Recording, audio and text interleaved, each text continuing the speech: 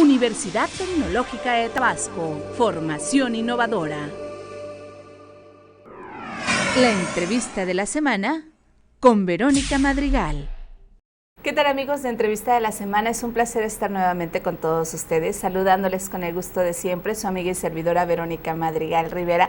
Y bueno, los temas educativos siempre son muy importantes y más en esta institución, que somos una institución educativa aquí en la Universidad Tecnológica de Tabasco. Y nos complace tener como invitada a la doctora Esmeralda Patricia Zamudio Ramírez. Nos va a platicar sobre evaluación educativa, concepto, orígenes y desarrollo. Bienvenida, doctora, ¿cómo está? Qué gusto.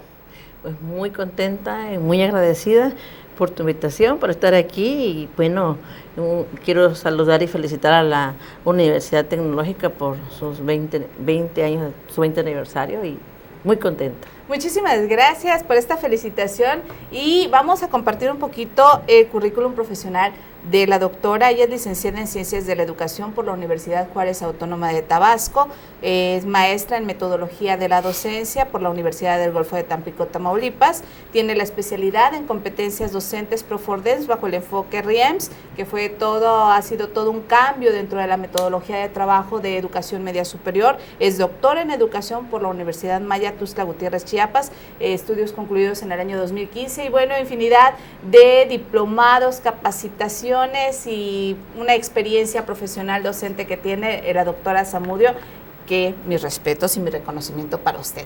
Y bueno, vamos a dar inicio con este tema platicando sobre la evaluación. ¿Qué es la evaluación, doctora? Mira, la evaluación es, la voy a definir técnicamente dentro del contexto educativo, es un elemento del proceso educativo que sirve, bueno, para decirlo así facilito, para valorar lo que el alumno ha aprendido, para cotejar lo que tú programaste y lo que se alcanzó. Básicamente eso es la evaluación técnicamente en el campo educativo, ¿sí? Porque en ese contexto estamos platicando. Sí, claro que sí. ¿Cuáles son los orígenes de esta evaluación educativa?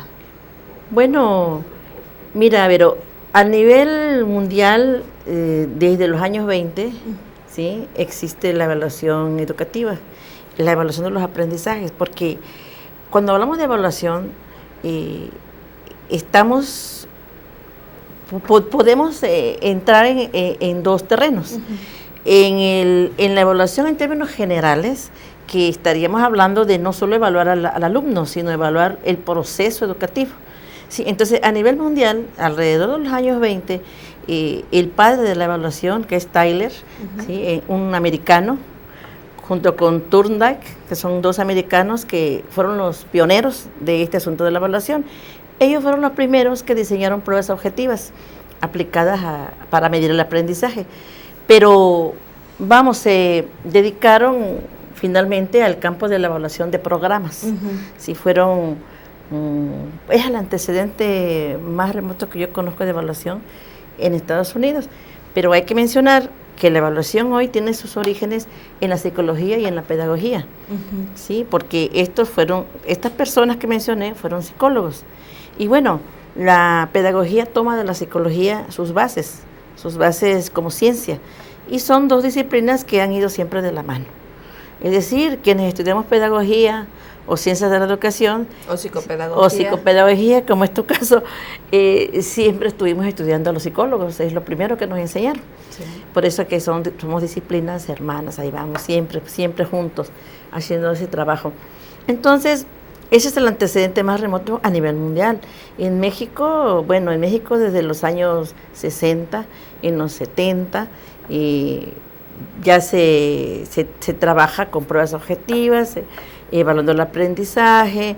Se creó en la Secretaría de Educación una Dirección General de Evaluación, al frente de la cual estuvo el licenciado Talán, un profesionista muy destacado, que junto con un equipo de profesionales, entre los que había pedagogos y psicólogos, fíjate, ¿sí? Hicieron un excelente trabajo de evaluación.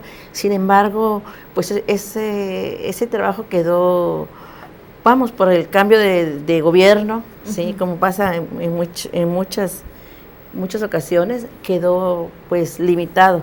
Fue como una etapa, ¿no?, que se cerró, Y bueno, eso es por eso decimos que la evaluación en México ha tenido un desarrollo ahistórico, porque se ha cortado, vamos. Ha habido iniciativas excelentes, cortan, ¿no? Pero se van cortando. Y hoy podemos decir que en México tenemos 3 instituciones que se encargan de la evaluación educativa de manera general, que es el INE, que es Ceneval, y un centro de estudios de investigación educativa en Baja California. Son las 3 instituciones que se dedican a esto. Entonces, pues, sí es importante mencionar que a partir de la modificación al artículo 3º constitucional en el año 2013, bueno, pues todos sabemos que esa reforma toma como base la calidad de la educación, y como tal, el Estado, al hacerse responsable de esa calidad, pues tiene que entrarle a modificar muchas cosas, y bueno, de ahí surge la necesidad de tener docentes idóneos, directivos idóneos, infraestructura adecuada, medios y métodos, es decir, todo el proceso educativo se tiene que transformar. Y a partir de esto, bueno, surge el Instituto Nacional para la Evaluación Educativa, que existe desde 2002, pero es a partir de la reforma cuando ya se convierte en un organismo autónomo, con vida propia, con decisiones propias, y que, bueno, de eso todos estamos muy enterados, ¿no? Y sobre todo los que estamos en el campo educativo. Definitivamente. ¿Sí? Así que estamos viviendo esa reforma. Viene la reforma y viene el surgimiento del servicio profesional docente, sí, que es en el cual estamos inmersos todos los que nos dedicamos como profesores en el sistema educativo nacional. Así es, educación básica y lo que, bueno, ya va a lo que es preescolar, primaria, secundaria y educación media superior, que forman parte de este contexto, ¿no? Sí. Que necesitan ser evaluados a través de todas las reformas educativas que ha habido a lo largo de estos años. Doctora Zamudio, ¿cómo ha ido cambiando la evaluación dentro del aula? Porque antes, bueno, hace algunos ayeres que me tocó estudiar, era que te tenías que aprender como merolico todas las cosas, y no era el hecho de utilizar el razonamiento, y se calificaba nada más lo que tú sacabas en un examen. Nosotros aquí en la Universidad Tecnológica de Tabasco estamos trabajando por competencias y estamos evaluando las competencias, trabajando y analizando el saber hacer, saber ser, y esos tres unidos nos forman un individuo de manera íntegra. ¿Cómo ha ido cambiando esa evaluación? Mira, Vero, la evaluación siempre responde al contexto en el que se está dando, y la evaluación tiene que estar en relación con el modelo educativo que esté vigente, de tal suerte que la evaluación era diferente en los años 70, en los años 50. Hoy se requiere una evaluación que responda a los objetivos educacionales, y esos objetivos educacionales están en relación directa con objetivos económicos. ¿Sí? Estoy hablando de globalización, ¿sí? A partir de la globalización y de bueno, voy a mencionar también a la OCDE y lo que requiere la OCDE para que México forme parte de ese grupo de países, pues requiere de una evaluación que responda a un modelo educativo, y ese modelo educativo es el modelo educativo por competencia, que se está trabajando en México desde el 98, ¿sí? Desde el 98 empezaron los programas pilotos en las escuelas, por lo menos las recuerdo en el medio superior. Y CONALEP fue una de las primeras en trabajar y CONALEP, los CETIS y CEBETIS, educación tecnológica, y de ahí ha ido de manera constante. Hoy el modelo educativo por competencia requiere de una evaluación que evalúe competencias, y se ha cambiado. Hace años con un examen escrito era suficiente, pero hoy no. Hoy se requiere una evaluación en el aula que no es la misma de la evaluación de programas. La evaluación en el aula es la que se le aplica al alumno, tiene que ser una evaluación por competencias, y eso es toda una preparación del maestro, ¿sí? Desde conocer el modelo y conocer los instrumentos, los momentos, las técnicas, y vamos, puedo decirte que la evaluación por competencia evalúa el desempeño, ¿sí? No solo los conceptos, sino lo que tú sabes hacer con los conceptos. Y la base pedagógica es el constructivismo. Uh-huh. Es decir, lo que el alumno ya tiene o ya sabe, con lo que tú, profesor, organizas para él, y da como resultado un nuevo conocimiento. Y aquí la evaluación tiene que evaluar esos nuevos conocimientos que se tienen que ver reflejados en desempeños o evidencias de desempeño.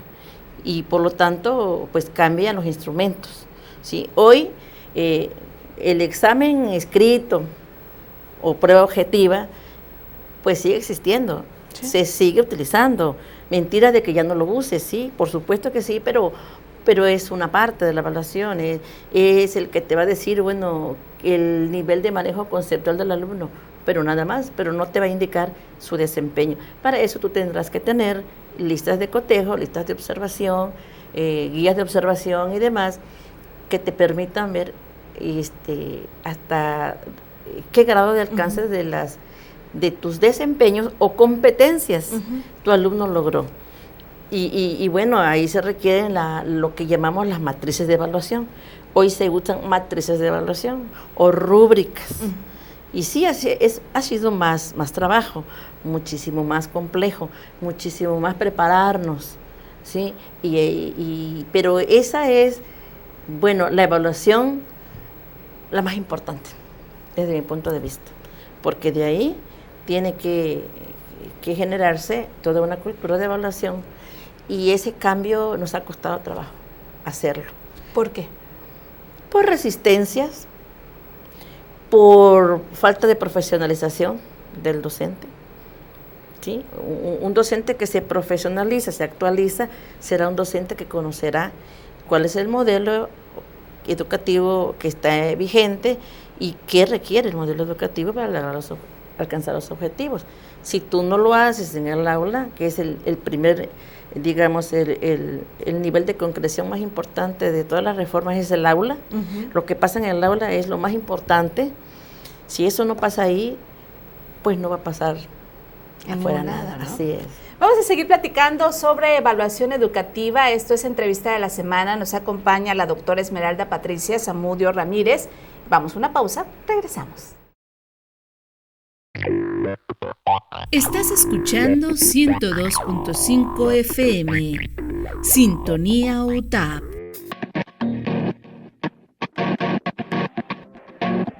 Ingeniería en gestión de proyectos. En esta carrera aprenderás a identificar oportunidades para la creación de nuevos negocios, realizar mejoras en las empresas establecidas, así como también formular planes de negocios para empresas nuevas e implementar estrategias que le permitan conseguir financiamientos para el desarrollo de nuevos proyectos. Podrás desempeñarte profesionalmente en instituciones que otorgan financiamiento a proyectos, agencias de publicidad, servicios comerciales de empresas industriales. Como profesionista independiente, con un alto sentido creativo y emprendedor. TCU en Energías Renovables, área calidad y ahorro de energía.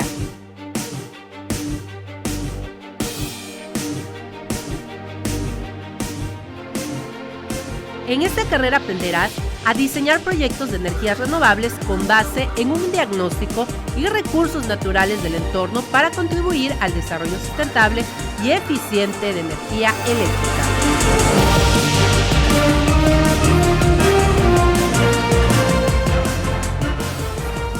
Así como también evaluar el consumo energético, térmico, eléctrico y mecánico con base en análisis de información histórica para conocer las tendencias de consumo y estimar pérdidas de energía.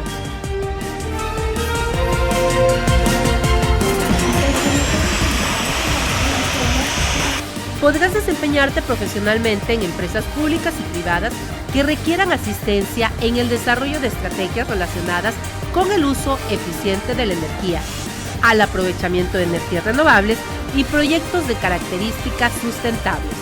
En el sector industrial que requiera proyectos, estrategias y planes a favor de su economía empresarial. Estás escuchando 102.5 FM, Sintonía UTAP. Estamos hablando sobre evaluación educativa y nos acompaña aquí en entrevista de la semana la doctora Esmeralda Patricia Zamudio Ramírez. Y bueno, estábamos hablando de la importancia que tiene la evaluación dentro del aula, que si no da un resultado, ¿sí? Pues no nos sirve lo que nosotros aprendamos o lo que nosotros apliquemos como docentes. ¿Por qué es importante el hecho de que como docentes nos vayamos adecuando y cambiemos nuestra metodología de trabajo? Porque con la reforma educativa viene un cambio dentro de la metodología. Los paradigmas tradicionales pasan a paradigmas constructivistas y entonces el maestro tiene bastante chamba. No como dicen algunos, no te paras frente al grupo y ya, das tu clase, bla, bla, bla.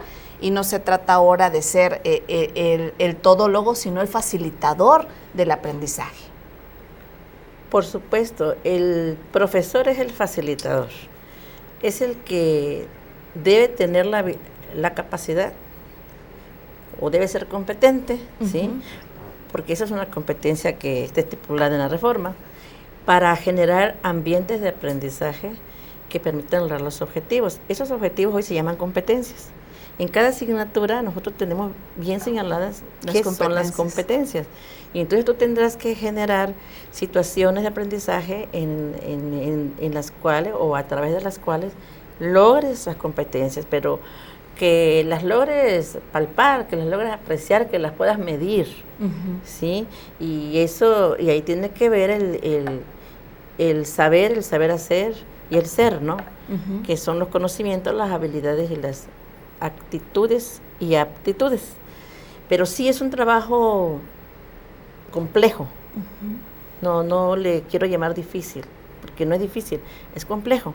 Y para eso hay que prepararse, no es algo, no es tan técnico, Vero, porque fíjate que muchos profesores o en las comunidades educativas convivimos técnicos de la educación y profesionales de la educación, ¿sí? Profesionistas que hemos estudiado esa disciplina, que conocemos la teoría. Y como conocemos la teoría, entendemos muy bien la práctica, ¿sí? Nos identificamos muy. Pero hay otros compañeros a los cuales yo estimo muchísimo porque son personas que sin ser profesionales de la educación, pues son excelentes profesores.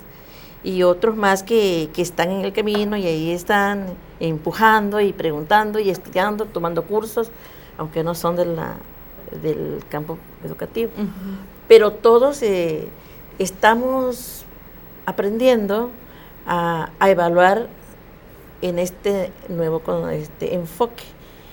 Y sí, no es fácil porque tienes que programar esa evaluación, tu propia evaluación, tus propios instrumentos, ¿sí? ¿Qué escenarios didácticos vas a diseñar en una secuencia didáctica? Si se llama el programa o el plan de trabajo de secuencia didáctica. Y en la parte de evaluación tienes que decidir tipo de evaluación. Puede ser una coevaluación, una heteroevaluación, autoevaluación, los momentos, ¿sí? Que antes, durante, al final, ¿no? Y luego, ¿qué técnicas, no? ¿Qué instrumentos? No son los instrumentos que me sirven a mí. En mi caso, que yo soy docente de lectura, expresión oral y escrita, no son los mismos instrumentos que puede utilizar un profesor que imparte una asignatura tecnológica, ¿sí? Él seguramente utilizará otros instrumentos. Pero bueno, la evaluación bajo el enfoque por competencia tiene algunas características generales, ¿no? Por ejemplo, que permite la metacognición, es decir, la evaluación te permite reflexionar sobre lo aprendido, lo alcanzado y retroalimentar, es básicamente la metacognición.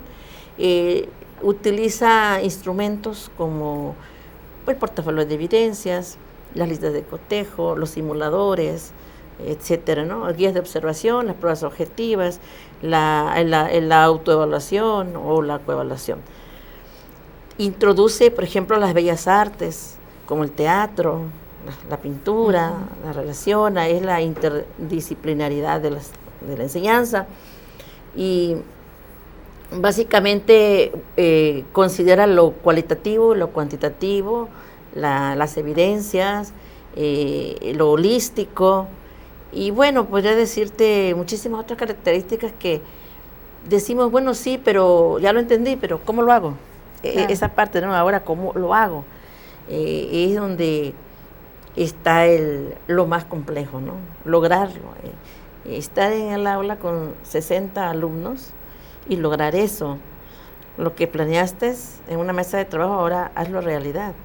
Y es ahí el verdadero trabajo. Y teniendo diferentes estilos de aprendizaje, porque tenemos que trabajar supuesto. Con los chicos que son visuales, sí. Con los que son auditivos, con los que son kinestésicos, y hacer llegar el conocimiento a cada uno de ellos. Sí, ese es uno de los asuntos del modelo educativo, en la parte pedagógica, que considera las inteligencias múltiples, los diversos canales de aprendizaje o formas de aprender, y parte del hecho de que todos los alumnos son valiosos, pero son diferentes y tienen distintas formas de aprender.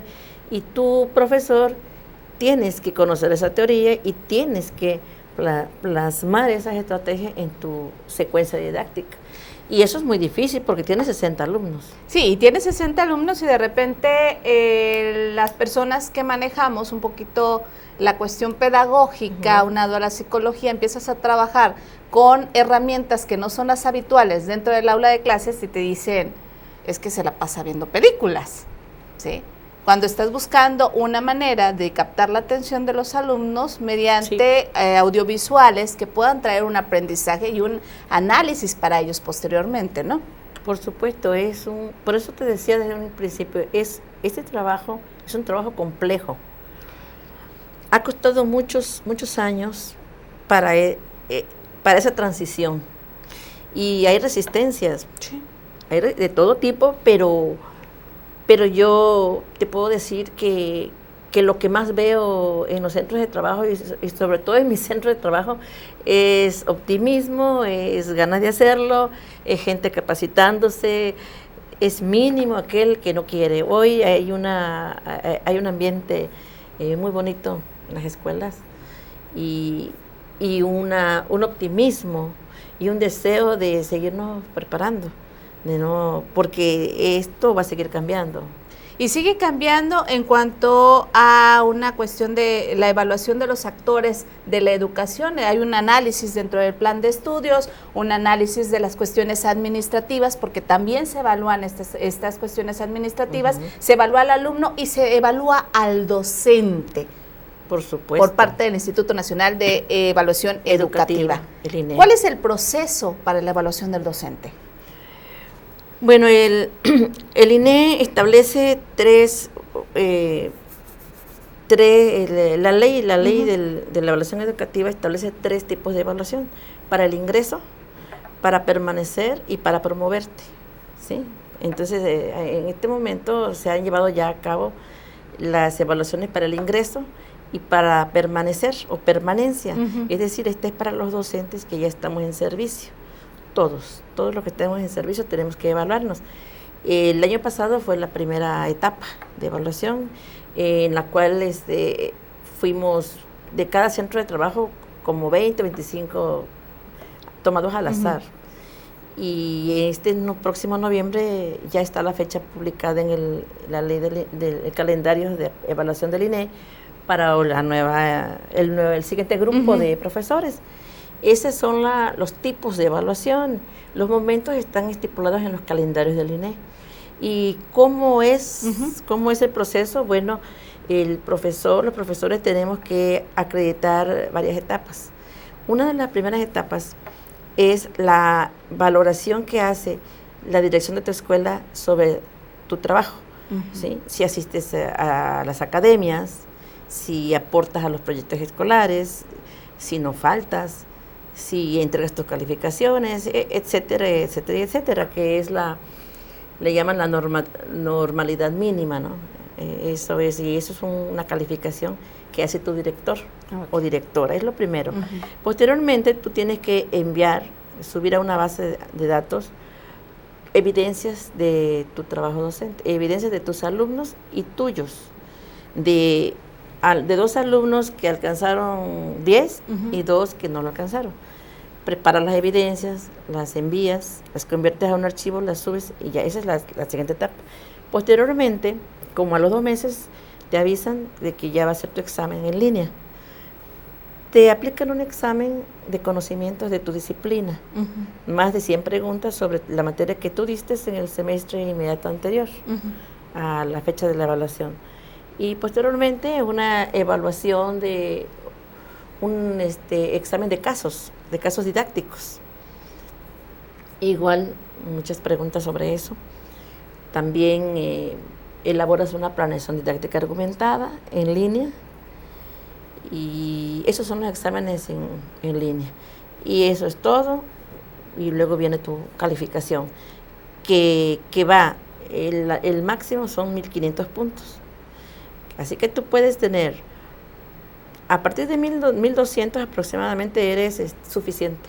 O decimos en el argot así, en las escuelas de confianza, te panzas, ¿sí? Suficiente. Luego hay una calificación de bueno. Luego hay destacado y excelente. O insuficiente si no llegaste a los 1.200 puntos. O reprobado, como decimos en la escuela. Sí. Ese es el procedimiento, y una vez que tú recibes un dictamen donde te dicen cuántos puntos alcanzaste y bien descrito, ¿no? En qué etapas, en donde sí, qué te falta, qué tienes, y que te falta, ¿no? una evaluación muy detallada, muy detallada y muy puntual. Y a partir de ahí, bueno, si tú tienes una buena calificación, la reforma te ofrece un aumento a destacados y excelentes de un 35% de aumento, más, bueno, supongo que la posibilidad de promoverte en una mejor plaza y oportunidades de otros encargos, etcétera. Pero... ¿Y si eres insuficiente? Si eres insuficiente, debes volver a presentar la evaluación en un año, este próximo noviembre, y pues tienes hasta 3 oportunidades de presentarla. ¿Sí? Entonces, si después de 3 no lo apruebas, la ley dice que serás pues cesado. La ley lo dice. Grupo. No, cesado de tu plaza, es que tú tienes una plaza de maestro. Ok. ¿Sí? Entonces, en ese punto hay muchos... hay mucha controversia, sí, ¿no? Pero bueno, eso dice la ley. Hasta hoy no estamos en ese caso. Hasta hoy fuimos evaluados, y los que no aprobaron, que son un mínimo, están capacitándose, preparándose, y seguramente lo van a aprobar en esta próxima, porque quiero decirte que fuimos los primeros. Nos enfrentamos a una evaluación que no conocíamos, con muchas expectativas, y fuimos con estrés, no miedo, con estrés. Es que saber que te van a evaluar siempre genera estrés, y bueno, en este caso una situación que se ha dado de muchos dimes y diretes y muchos rumores y muchas cosas en torno a la reforma, pero ya la estamos viviendo, estamos evaluando todo el proceso educativo y formamos parte de esta evaluación. Doctora, si queremos saber más sobre evaluación educativa, alguna capacitación, ¿dónde nos podemos contactar con usted? Bueno, nosotros somos un grupo de especialistas en educación que trabajamos en una asociación que se llama Frida Kahlo, y estamos ubicados ahí. Tenemos las oficinas en la calle Anacleto Canaval 404, en la colonia 1 de Mayo, y tenemos una gama de cursos ad hoc para prepararse a la evaluación, ya sea el ingreso, ya sea la permanencia, y otras temáticas educativas. Pues muchísimas gracias por acompañarnos. El tiempo pasa rápidamente, y más cuando estamos hablando de un tema que nos gusta mucho y nos interesa. Agradecemos a la doctora Esmeralda Patricia Zamudio Ramírez que haya estado con nosotros. Hemos platicado sobre evaluación educativa. Soy Verónica Madrigal Rivera. Esto ha sido Entrevista de la Semana. Nos vemos y nos escuchamos en la próxima. La Entrevista de la Semana con Verónica Madrigal. Universidad Tecnológica de Tabasco, formación innovadora.